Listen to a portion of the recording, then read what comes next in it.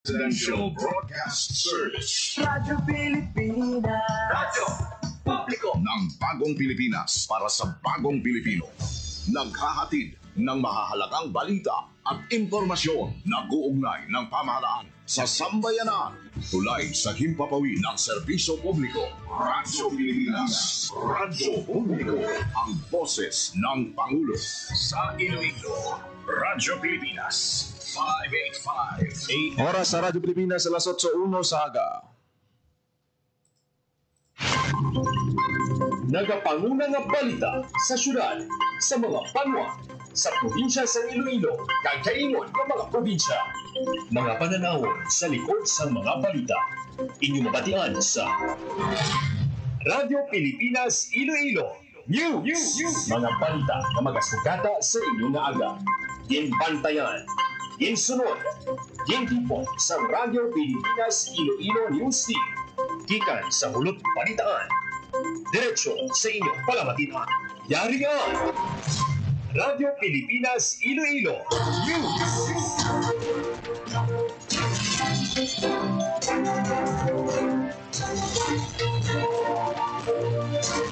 Mayong aga Pilipinas, good morning Western Visayas. Welcome sa Radyo Pilipinas News sa buong adlaw sa Miyerkules, Nobyembre 12, tuig 2025.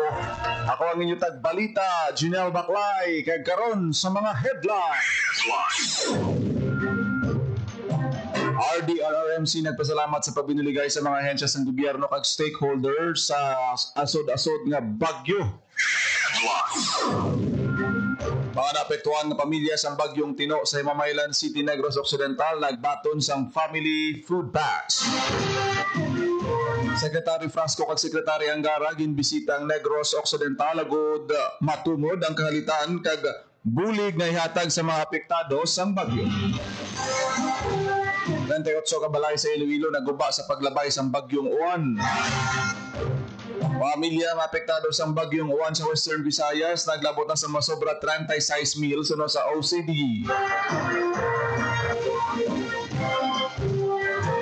DA ginlunsar ang benting bigas sa probinsya sa Aklan. Kadwa ka mga personnel sa LTO Region 6 papanaugan sang work termination kag preventive suspension matapos maulamid sa illegal nga mga transaksyon.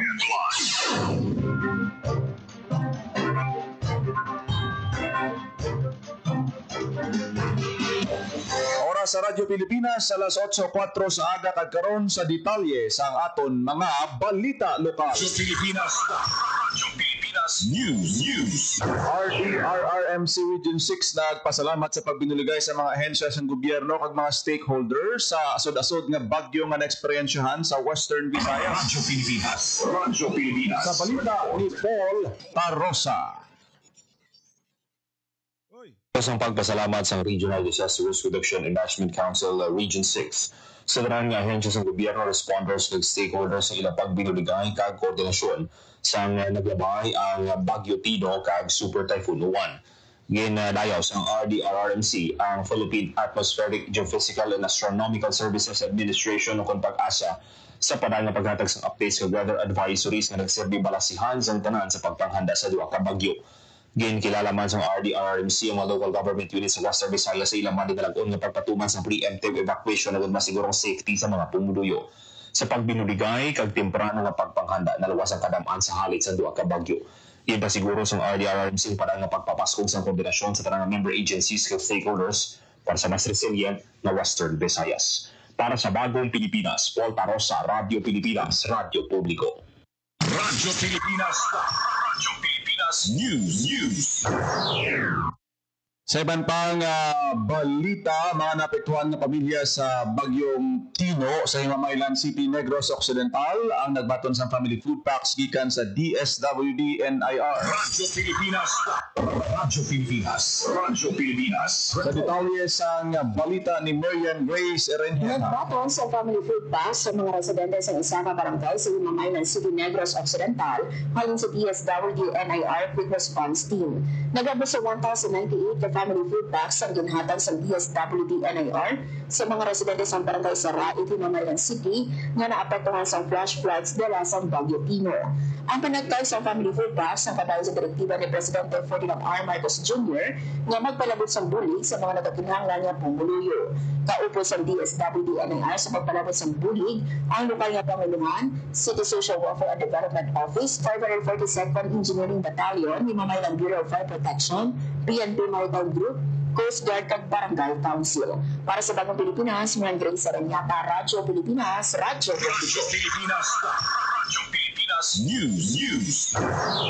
Nagpadulong sa Tourism Secretary Cristina Frasco ang Education Secretary Sani Angara sa Negros Occidental agon maghiwat sang field inspection sa pila ka lugar nga lubos nga naapektuhan sang mga naglabay nga bagyo. Lakip sa mga ginbisita ang banwas ang Binalbagan, Moises Padilla, La Castillana, La Carlota City. Antes ang pagbisita, nagpakikita ang duha ka opisyal kay Governor Eugenio Lacson, katiwan sa pagbisita sa duha ka Tiglikom nga matumod ang kasangkaron sang kahalitan sang bagyong Tino kag Uwan sa Negros Occidental kag nagakaangay nga bulig para sa pagbangon sang komunidad. Sa pagsinapol, ginpalabot ni Secretary Frasco ang pagpasiguro ni President Ferdinand Marcos Jr. sa mga migranse nga magabulig ang nasyonal na gobyerno sa mga apektado sang bagyo. Radyo Pilipinas, Radyo Pilipinas News.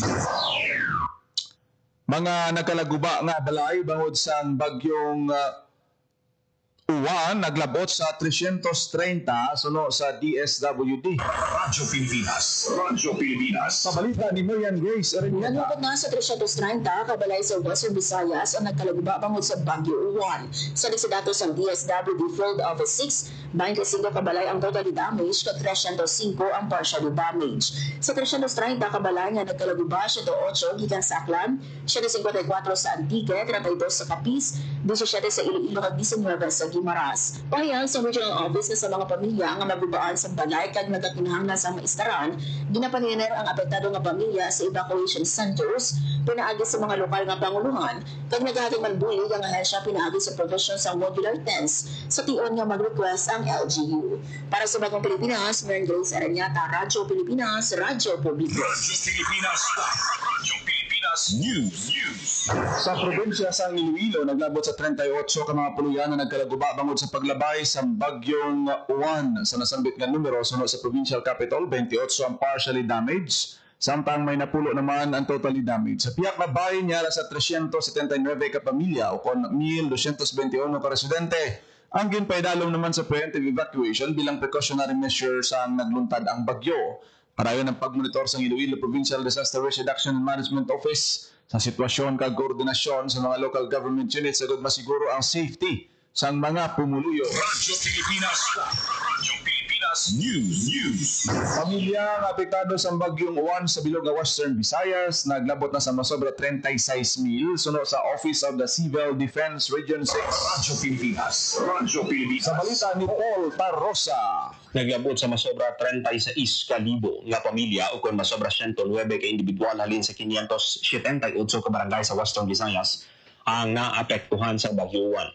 Nasandig sa pinatuloy nga situational report sa Office of Civil Defense 6. Pinakadamo nga apektado ang probinsya sang Capiz nga may masobra 14,000 nga pamilya, ginsundan sang Antique nga may masobra 12,000 nga pamilya, Aklan nga may masobra 3,600 nga pamilya, Iloilo nga may masobra 3,400 ka pamilya, kag Guimaras nga may masobra 2,000 nga pamilya.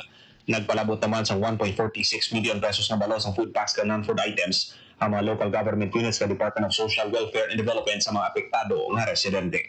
Para sa Bagong Pilipinas, Paul Tarosa, Radyo Pilipinas, Radyo Pilipinas, Radyo Pilipinas News. Philippine Red Cross Negros Occidental Bacolod City Chapter nagdulog sa tubig ilimnon sa mga apektado nga lugar sa bagyong Tino sa Bago City. Radyo Pilipinas, Radyo Pilipinas Report. Sa detalye sang balita ni Marian Grace Aranyata. Nagdulong sa ilimnon nga tubig ang Philippine Red Cross Negros Occidental Bacolod City Chapter pinaagi sa WASH o Water Sanitation and Hygiene Unit sa pila ka apektado nga lugar sa Bagyo Tino sa Bago City. Ang tubig ang gidala sa barangay Mainom kag Barangay Don George, Araneta, Bago City sa WASH team members. Nag-reforman sa tubig ang team members sa water bladder para mapasiguro ang dayuyod na supply sa tubig sa mga apektado nga pamilya. Pahayag sa Philippine Red Cross Negros Occidental Bacolod City Chapter nga importante nga may access sa matino nga tubig ang pumuluyo para masiguro ang ila ikaayong lawas kung mapunggad ang masakit sa tiwas ng emerhensya. Para sa Bagong Pilipinas, Mary Grace Aranyata, Radyo Pilipinas, Radyo Publiko. News. DSWD, NIR, padayon ng pag-atag sa psychosocial activity sa mga naapektuhan sa Bagyong Tino. Radyo Pilipinas. Nagapanumbalik sa balita si Marian Grace Aranyeta. Iwas sa paghatag sa family food pass, padayon pagsiguro sa DSWD Negros Island Region nga mga tagas ang psychosocial activities sa mga apektado nga pamilya sa Bagyo Tino. Naghiwas ang psychosocial activities para sa 35 ka adult participant ang DSWD NIR Nigaran Quick Response Team. Agud na mobiliga sila sa pagproseso sa ila eksperyensya kag mapabaskog ang ila emotional resilience matapos maglabay ang bagyo. Ginhimuan ang session sa St. Mary Magdalene Parish sa Nigaran nga temporaryo nga nagaserve bilang listaran sa mga pamilya. May giniwan ang QRTs ang child-friendly activities sa 20 ka displays ng kabataan kaparehas ang art activities, parlor games kag kamustahan sessions para sa kabataan kag tigulang para makacope up sa distress kag makabalik sa normal.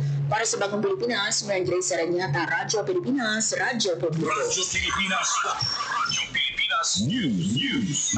Binunsar na sa Department of Agriculture sa probinsya sang Aklan ang Benting Bigas Program sang gobyerno.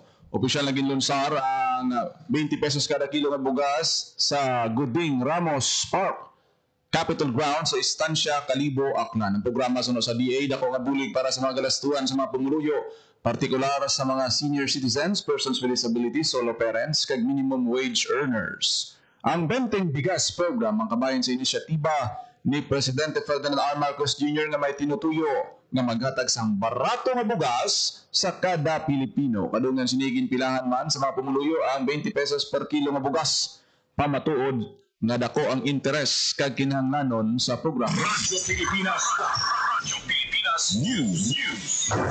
Work termination kag preventive suspension gipapanaog sa duha ka mga personnel sang LTO Region 6 bangod sa pagkaulamid sa illegal nga transaksyon. Radyo Pilipinas. Sa detalye sang balita, yung nagdagan sang penalidad ni LTO 6 Regional Director Chonico Jose Duspan II ang duha ka mga personnel sa LTO 6 na naulamid sa fixing transactions. Kabayan sa agresibo ang kampanya kontra korupsyon kag mando ni LTO Chief Assistant Secretary Marcos Lacaninaw 3 ka bulan na preventive suspension ang ginpapanaog sa isa ka plantilla employee nga na-assign sa Operations Division samtang pending ang paghiwas ng formal investigation sa ginapatubang ng mga reklamo nga grave misconduct, serious dishonesty at paglapas sa Ease of Doing Business Act o kon RA 11032. Ginaligar nagagamit sa dami Facebook account ang empleyado ka nagakontak sa mga nadakpan nga drivers ka nagatanyag na surbaon na ila violasyon sa barato nga kantidad.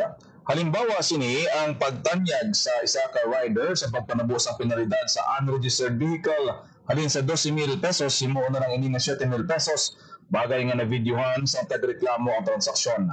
Isa pagid ka job order employee ang gin-terminate man matapos madakpan nga nagapatunga sa mga transaksyon sa mga law enforcers. Ginkondenar ni LTO 6 Director Hiduspan, Assistant Regional Director Jack Conlo, OIC Regional Director sa LTO Negros Island Region ang akto sang duha ka personnel nga paglapas sa Anti-Graft and Corrupt Practices Act. Nagaserbe naman na paanda mga disciplinary action sa iban pa suno kay Director Hiduspan na gunpabili ng integridad sa ahensya sa paghatag sang serbisyo sa publiko.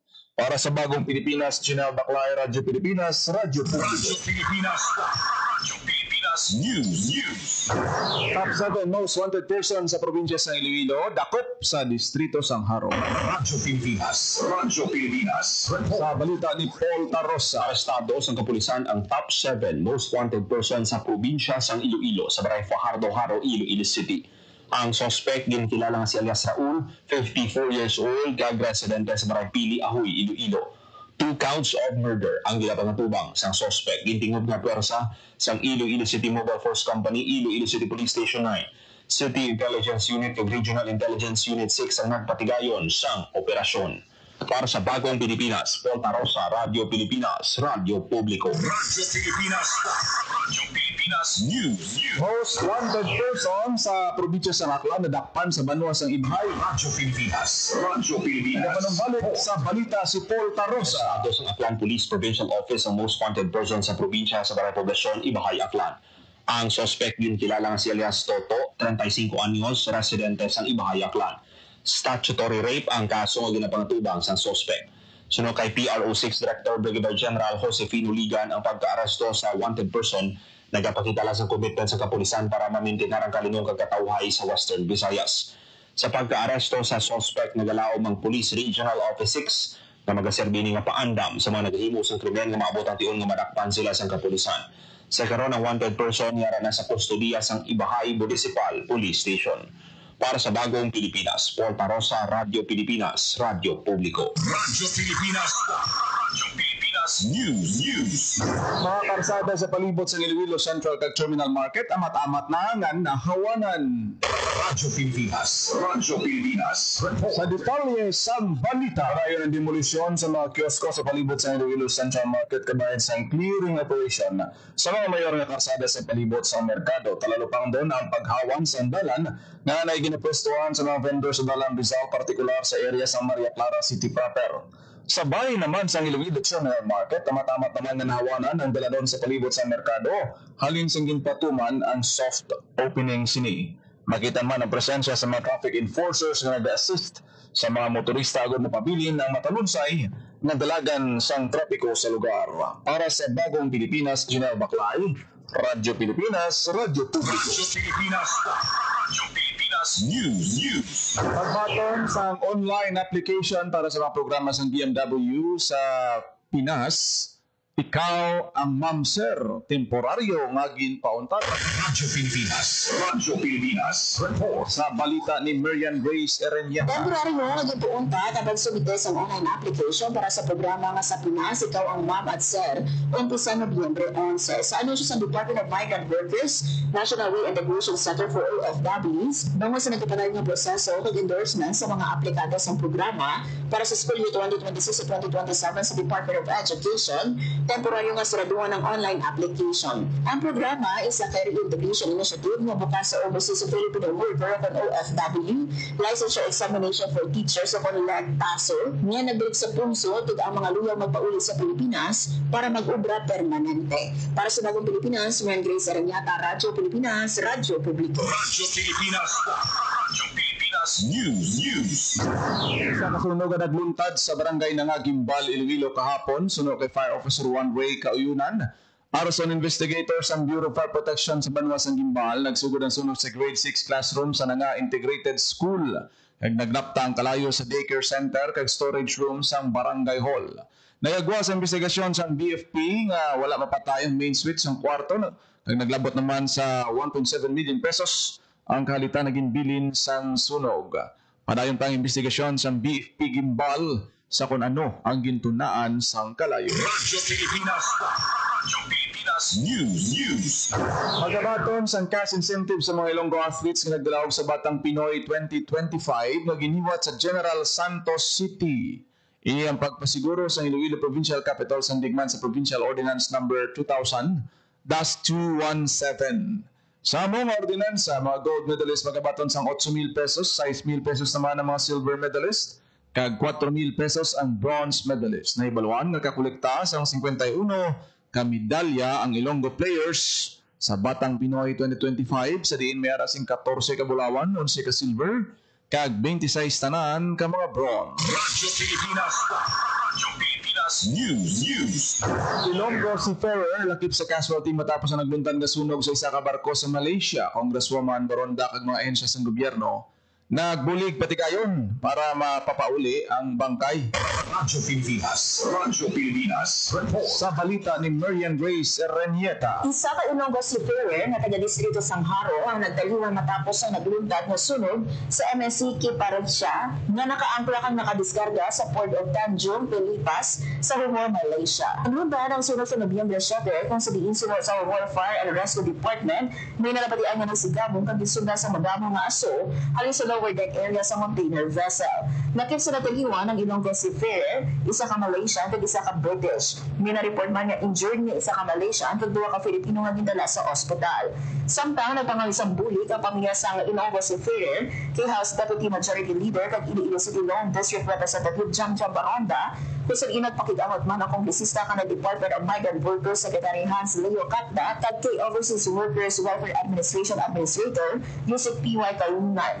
Nagpasalig naman sa dahil Secretary Catda kag Yusek Kayunan nga magabuli sila sa pamilya sang biktima. Nagpakigamot man ang OWA sa pamilya sa Ilonggo Seafarer kag naghatag sang update sa hiwatong nga repatriation sang bangkay sang biktima papuli sa Iloilo City.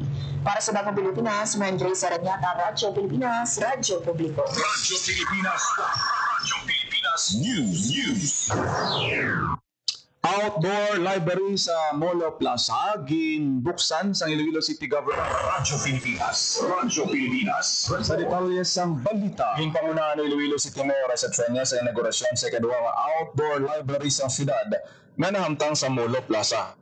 Ang lugar ng tigayon na patukod paagi sa bulig sa Technical Institute of Iloilo City kag pagbuylog man sa private partners kag mga donors. Paagi sa pagutang sa outdoor library sa mga distrito sa syudad sa Iloilo, handom sa Iloilo City Government na mapasanyog ang literacy sa kabataan, maengganyo sila sa pagbasa kag madala sa komunidad ang mga educational resources. Matandaan sa naligad nga bulan sa Hunyo sa ginbuksan man ang una nga outdoor library sa bayan naman sa Plaza Libertad sa city proper. Para sa Bagong Pilipinas, General Baclay, Radyo Pilipinas, Radyo Publiko. Radyo Pilipinas. Radyo Pilipinas News. Oras sa Radyo Pilipinas, alas 8:23 na sa Radyo Pilipinas. Radyo Pilipinas. Kagi nyo nabatihan ang detalye sa mga nagapanguna nga balita sa pagpangalagad sang Radyo Pilipinas News sa buong adlaw sa Miyerkules, November 12, 2025. Sa dugang pa nga balita kag impormasyon, di-share, follow kag like sa aton Facebook page Radyo Pilipinas Iloilo kag Radyo Pilipinas Community Group. Thank you gid sa mga nag-upload sa aton sining nga Facebook live viewers subong nga aga. Kung nagid lamang inyo alagad ang inyong tagbalita, General Baclay. Mayong aga Pilipinas. God bless Iloilo.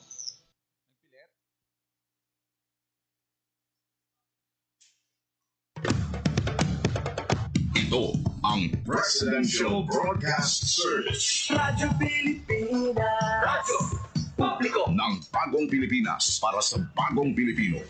Naghahatid ng mahahalagang balita at impormasyon na guugnay ng pamahalaan sa sambayanan. Tulay sa himpapawid ng serbisyo publiko. Radyo Pilipinas. Radyo Publiko.